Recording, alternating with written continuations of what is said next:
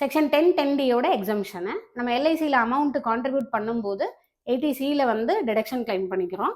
Optional tax ரெஜிமா இருந்தால், default tax ரெஜிமா இருந்தால் deduction கிடையாது. பட் மெச்சூரிட்டியை ரிசீவ் பண்ணும்போது நம்ம வந்து செக்ஷன் 10(10)(d)ல தான் எக்ஸம்ஷன் கிளைம் பண்ணுவோம். பட் அதுக்கு சில கண்டிஷன்ஸ் இருக்கு. இப்போ நீங்கள் வந்து பாலிசி 1/4/2003க்கு முன்னாடி எடுத்திருந்தீங்க அப்படின்னா without any condition maturity amount fully exempted. அதே பாலிசி 1/4/2003க்கு அப்புறம் எடுத்திருந்தீங்க அப்படின்னா உங்களோட ப்ரீமியம் பெய்டு வந்து 20% ஆஃப் த சம் அஷ்யூர்டுக்கு உள்ள இருந்ததுன்னா எக்ஸம்டடு, 20% ஆஃப் த சம் அஷ்யூர்டுக்கு மேலே இருந்தது அப்படின்னா டாக்ஸபிள்.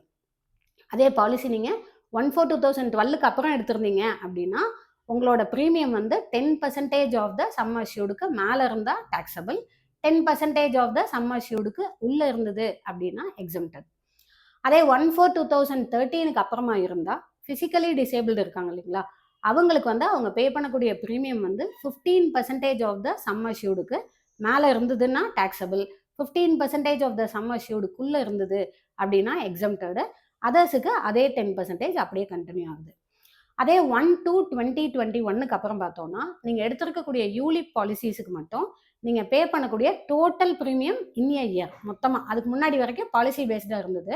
1/2/2021ல் யூலிப்புக்கு மட்டும் நீங்கள் கட்டக்கூடிய total premium amount in a year, ஒரு வருஷத்தில் மொத்தமாக நீங்கள் கட்டியிருக்கக்கூடிய ப்ரீமியம் 2.5 லட்ச ரூபாய்க்கு மேலே இருந்தது அப்படின்னா டாக்ஸபிள், 2.5 லட்ச ரூபாய்க்குள்ளே இருக்கக்கூடிய பாலிசியோடது மட்டும் எக்ஸம்ஷன் கிளைம் பண்ணிக்கலாம்.